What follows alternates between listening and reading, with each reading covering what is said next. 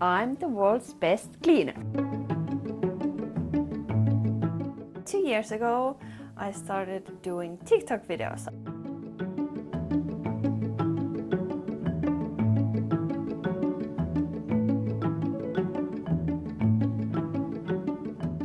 Usually these people who I'm helping have some kind of mental illness, they are struggling, they have something happened in their life. They need help, and I think everybody needs help at some point in their lives. Wow!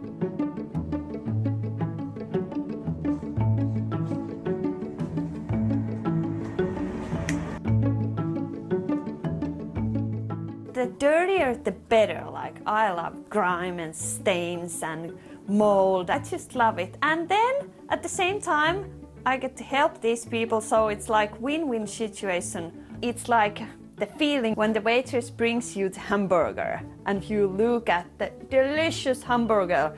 It's like looking at this deliciously dirty home.